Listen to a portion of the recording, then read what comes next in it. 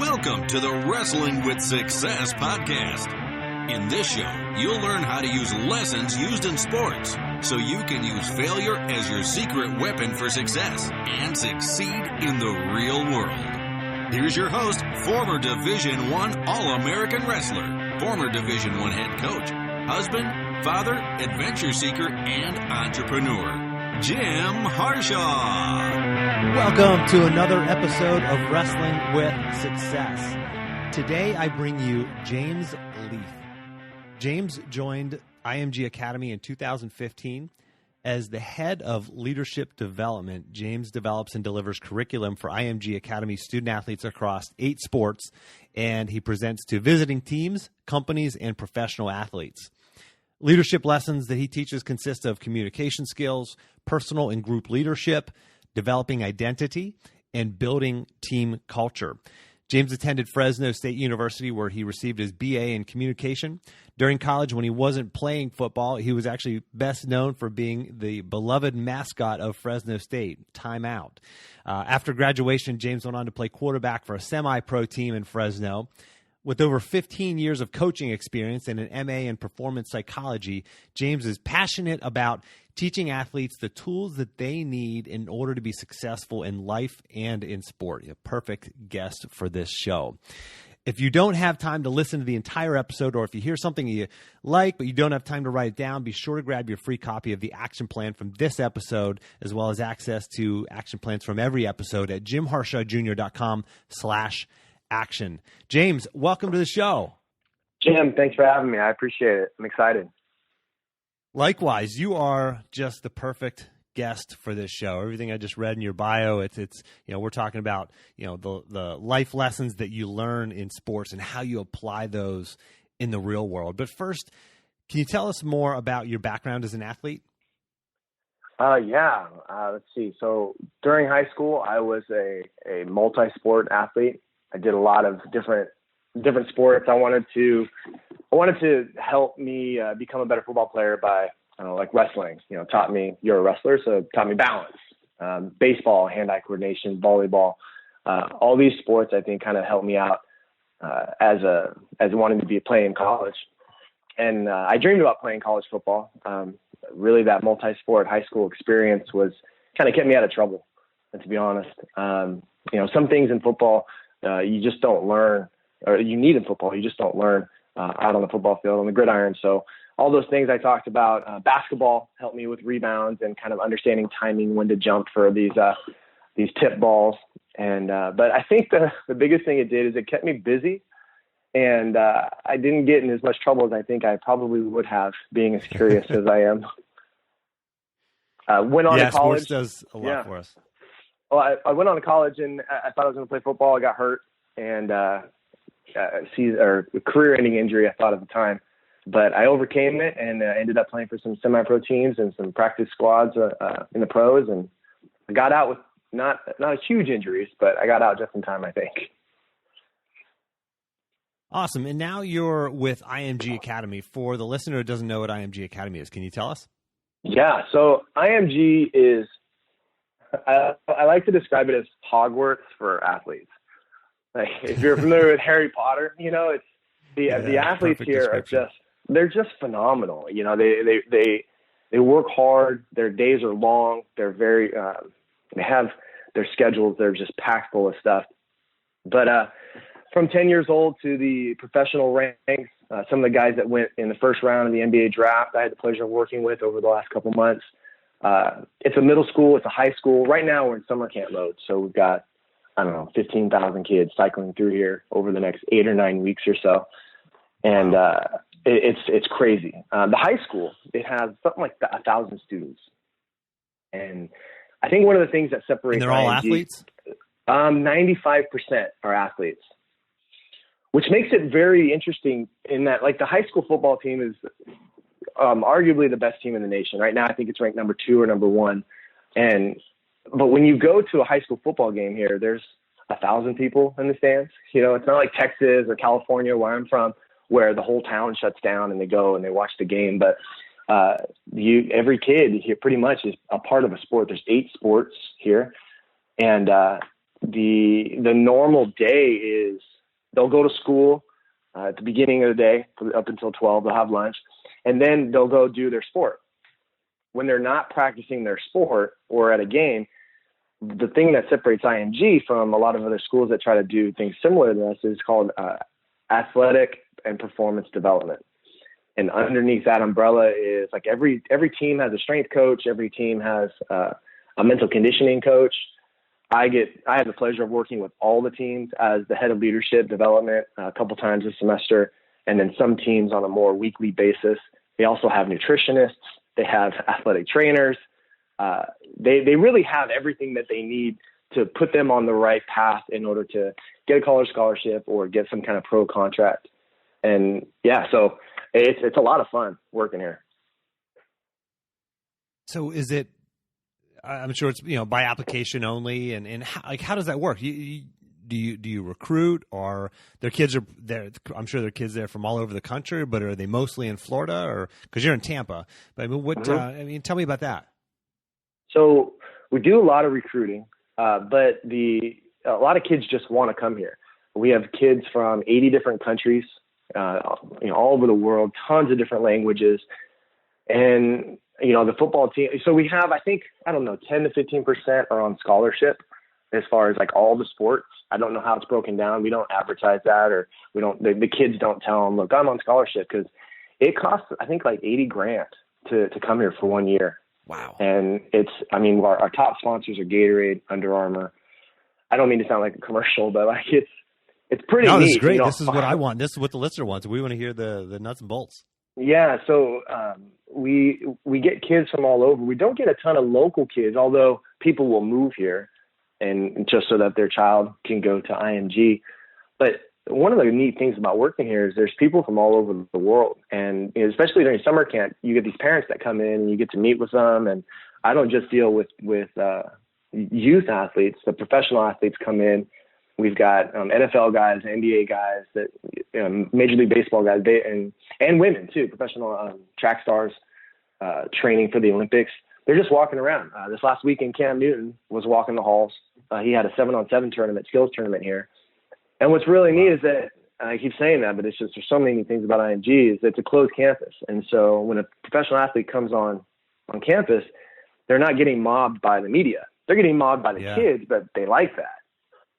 So when it comes to tennis and golf and soccer, those are sports that I'm not really familiar with the professional ranks, but I'll know that person's famous because there's a mob of kids walking around them like a cloud, and they love it. We have NBA hopefuls just walking around campus all day long, signing autographs. High school kids or some college as well, right? Like in the summertime, do you guys train some college college kids, like that are student athletes, young men and women that are the men that are going into the NFL combine and the NBA stuff? I mean, tryouts. Mm-hmm. Yeah, so a lot of combine training for the NFL and the NBA.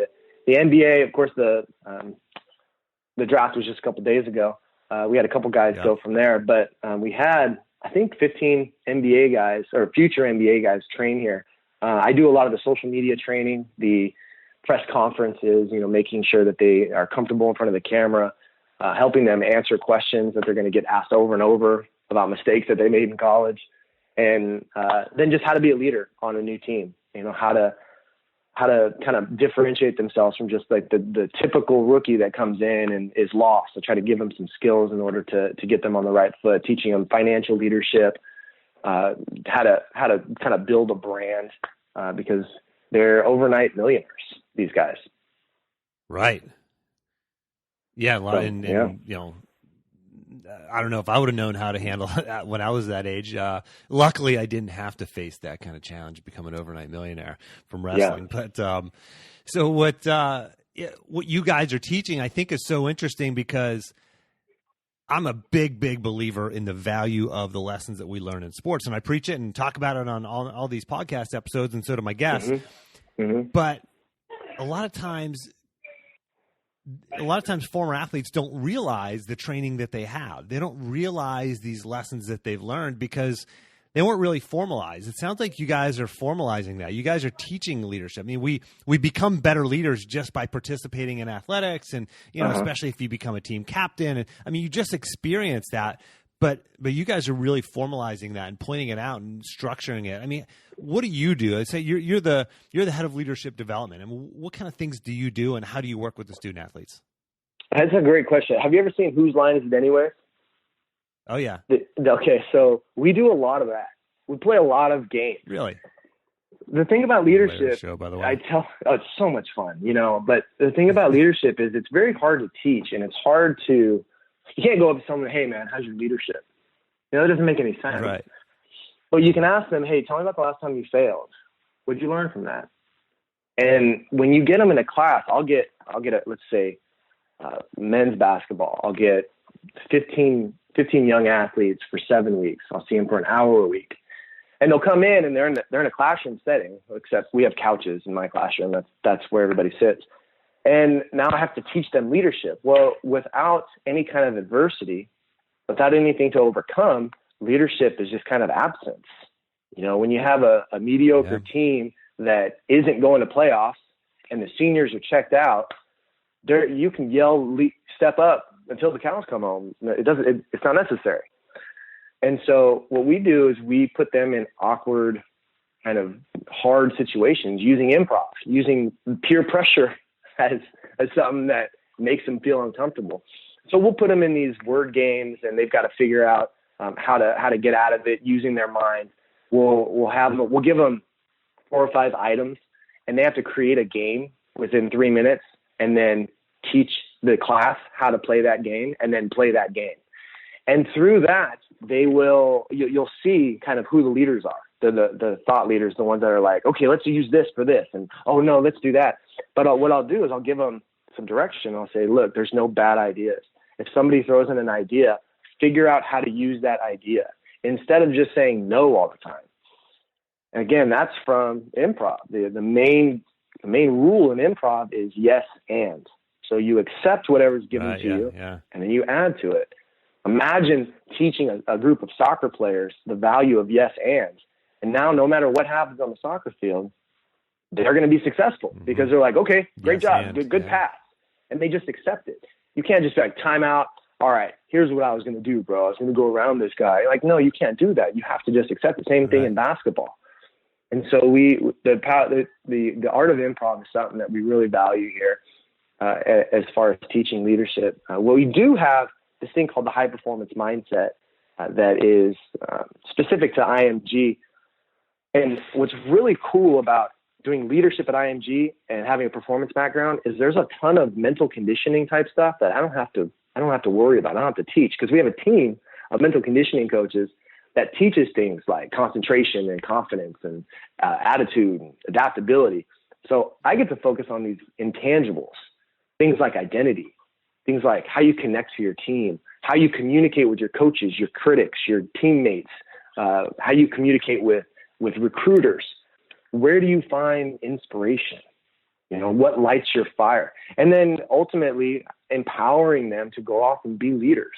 And that's my entire curriculum right there, those 5 things. And it's a blast to teach.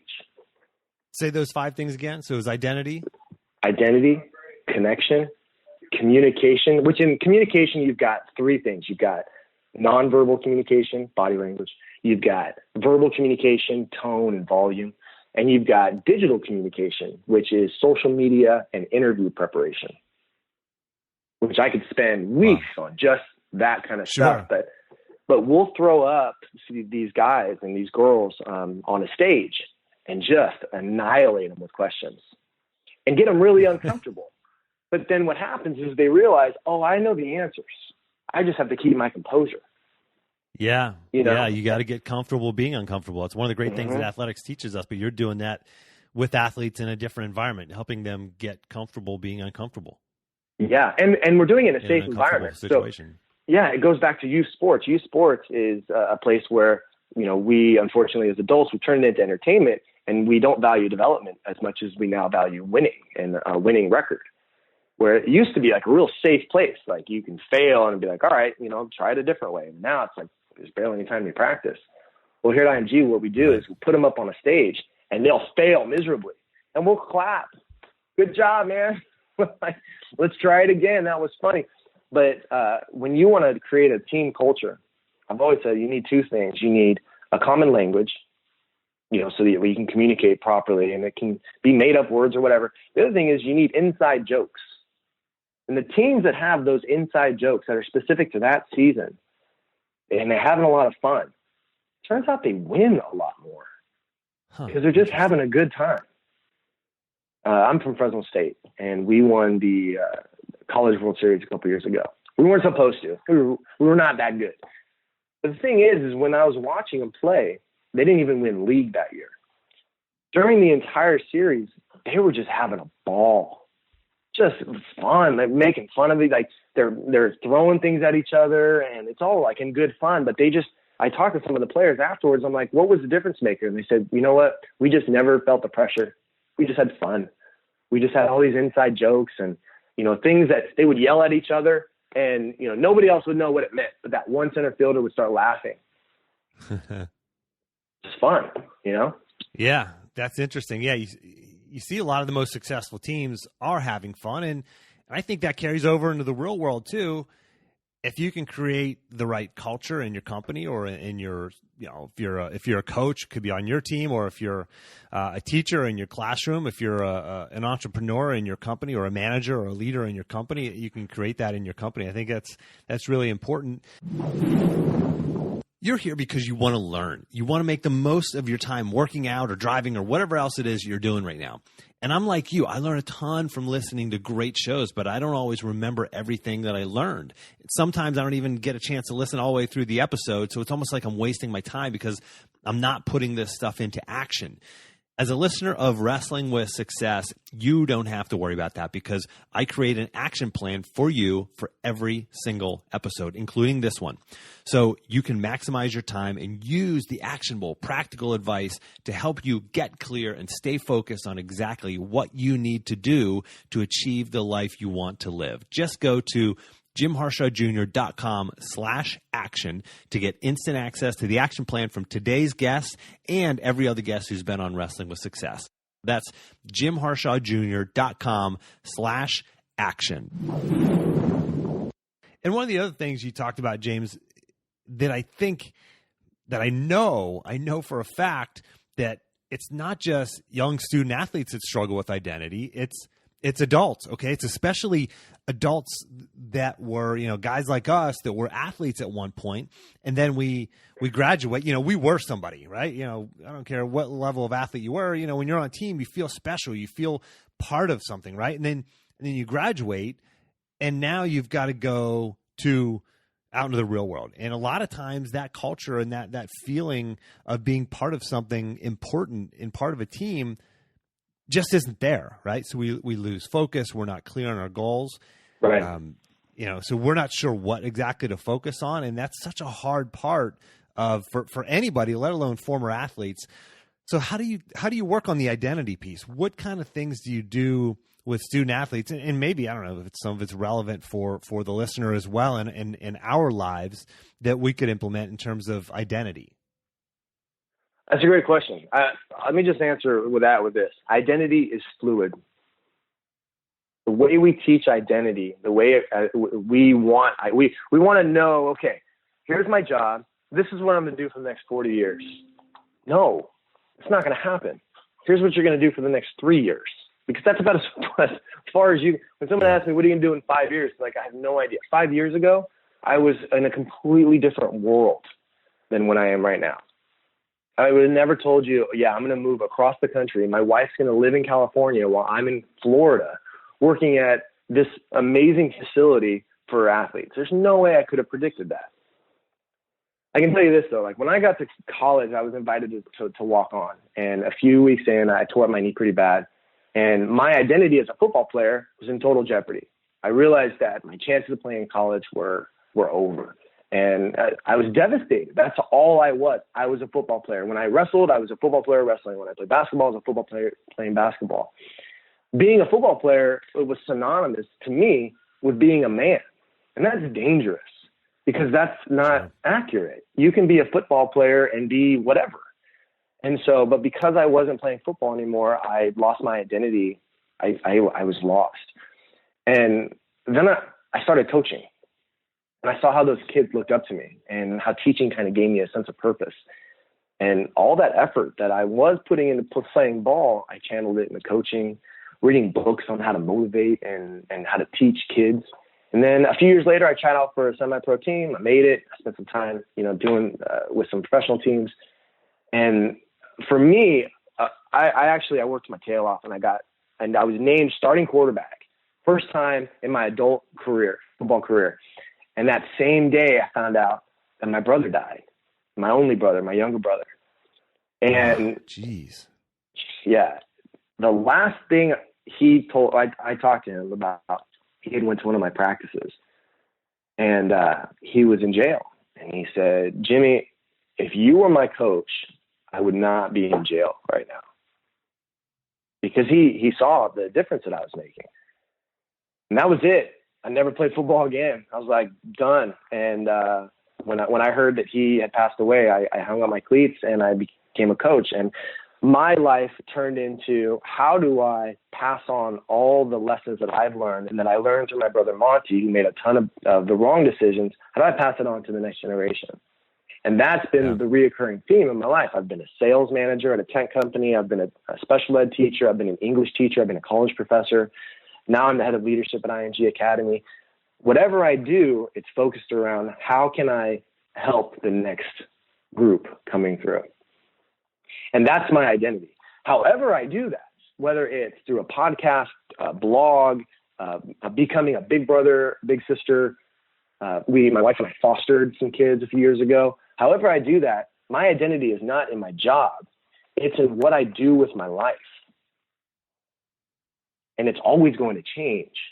I would love to be able to say, I'm going to be at IMG for the next 50 years. That's just probably not going to happen. And so wherever I go, whatever I do, my identity is in how I can be of service to the people who are coming up next. When I found that as my identity, the details didn't matter anymore.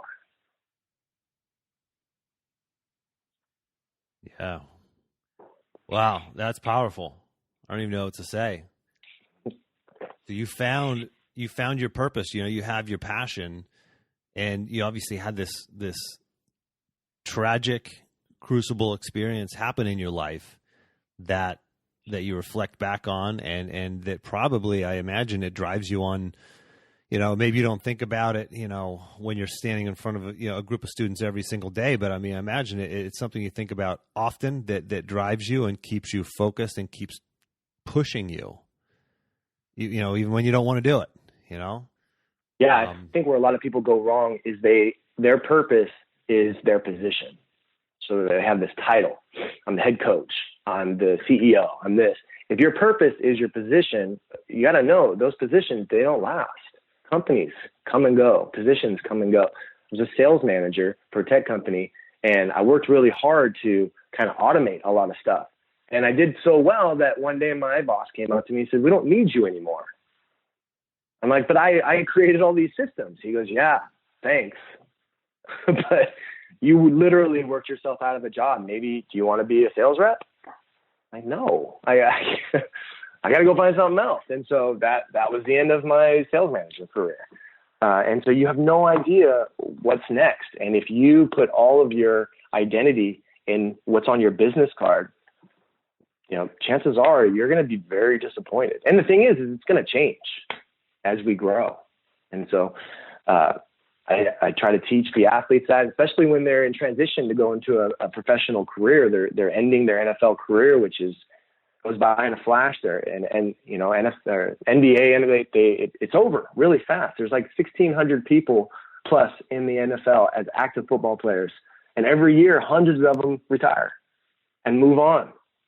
And, you have to let go of that. I'm a football player. I'm a basketball player.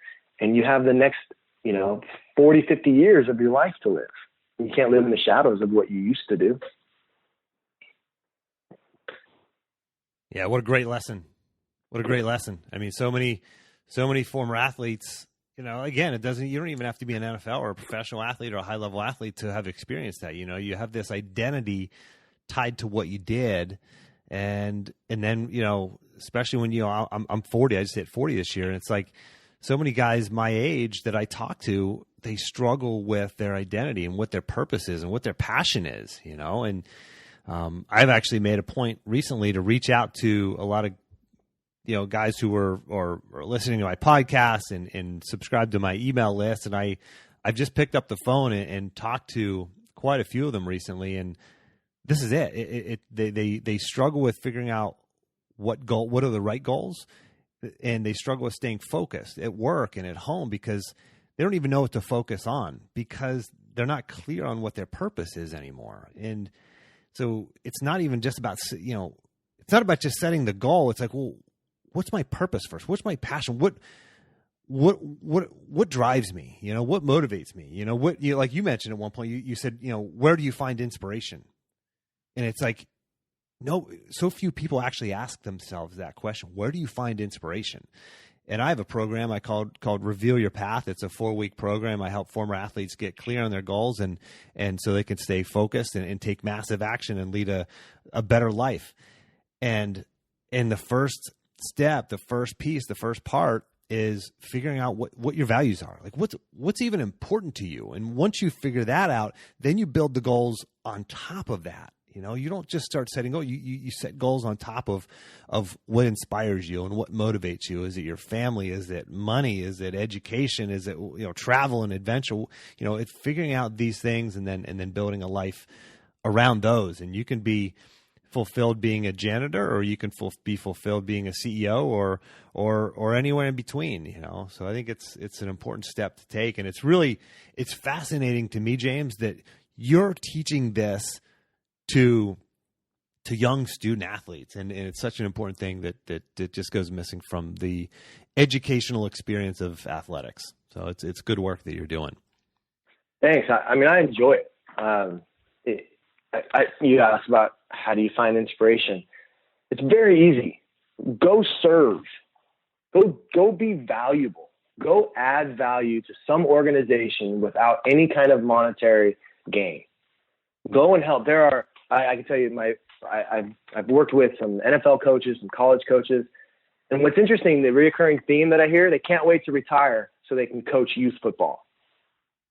Like that's what they want to do. They want to go and they want to teach sixth graders. The YMCA is always looking for coaches to just, can you donate 2 hours a week and then an hour on Saturday to teach these sixth grade girls how to shoot, how to pass, how to communicate with their teammates? Like, can you do that? And it doesn't have to be this grand thing. Like, it doesn't have to, I have to start a blog and I've got to go out and I've got to quit my job. Like, no, you don't have to do any of that. There are places to serve. It's the same argument. My wife and I always think it's kind of interesting that people go overseas to serve in, these needed areas. I'm like, go to Fresno, California, where I'm from. There's some broke people. Walk down there. the street. There's hungry. people. Yeah. There's people in your own community who are starving and destitute. Yeah.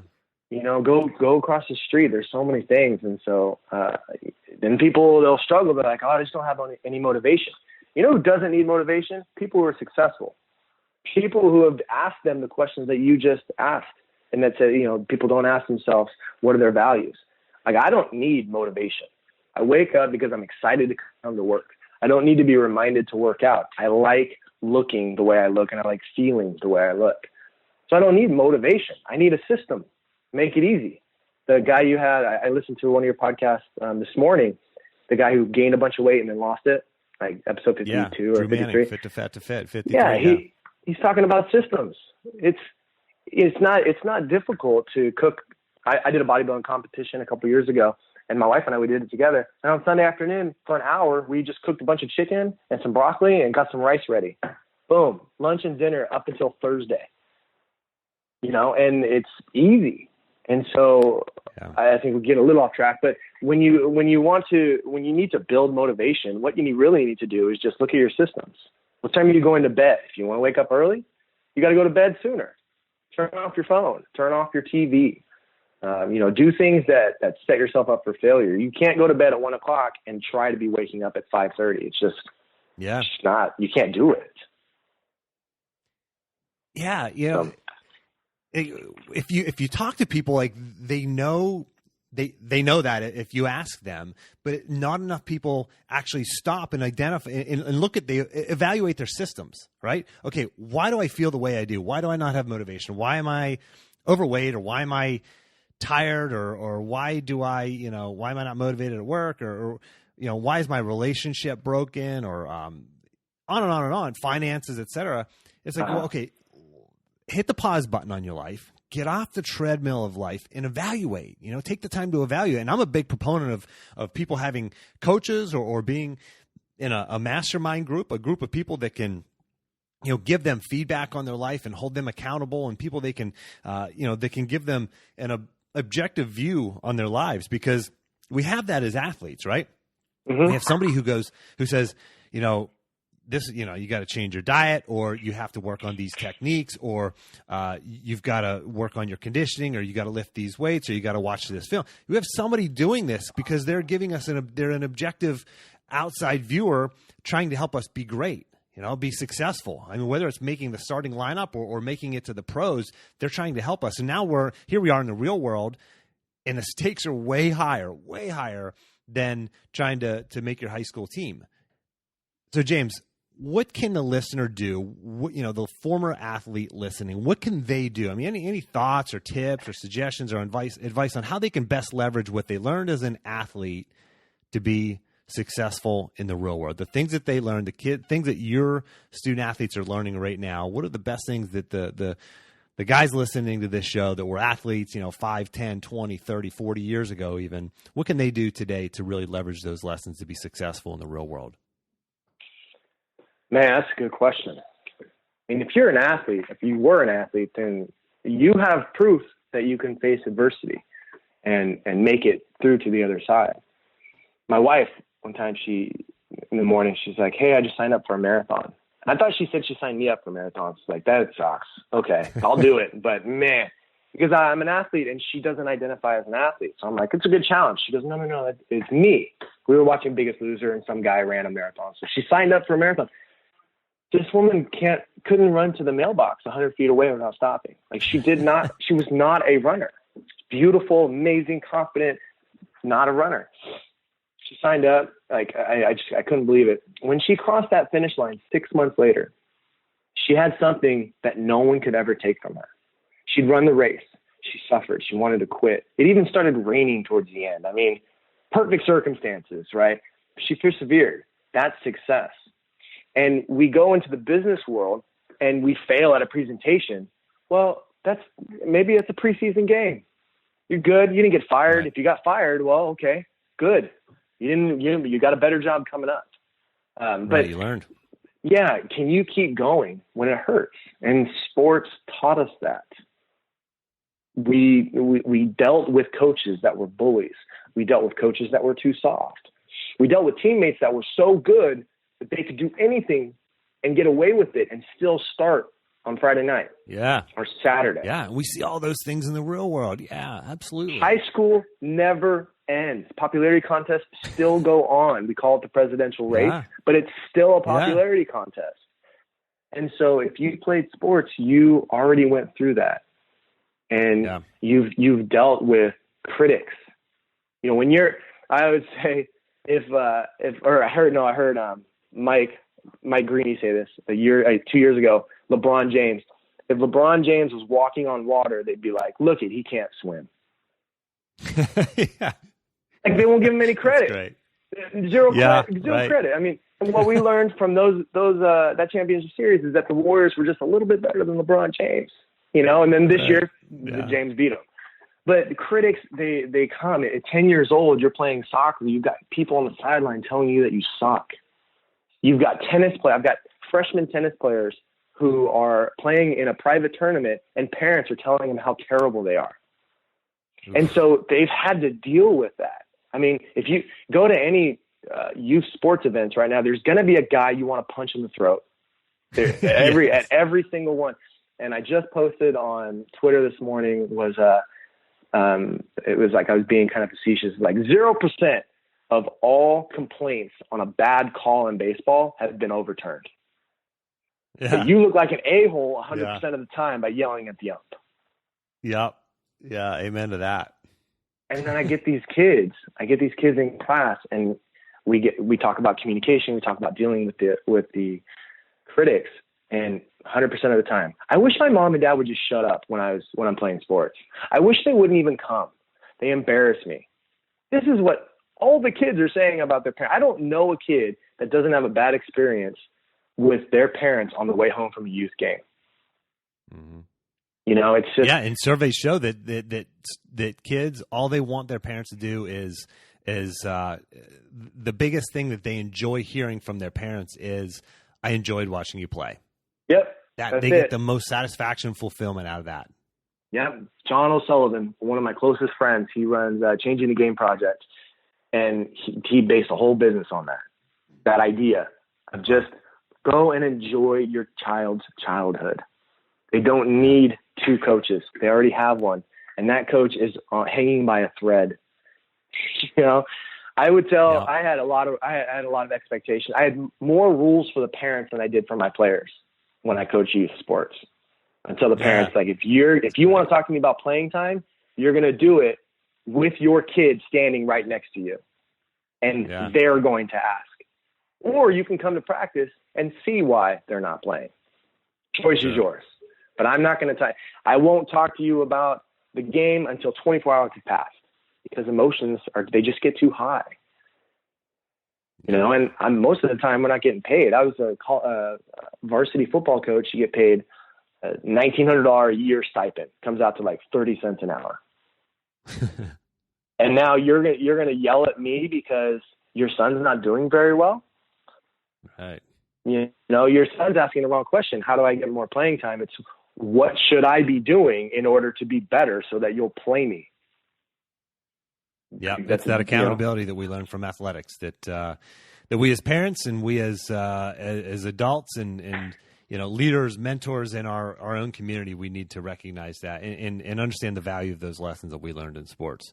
James, I feel like I could talk to you for another hour. This is incredibly valuable.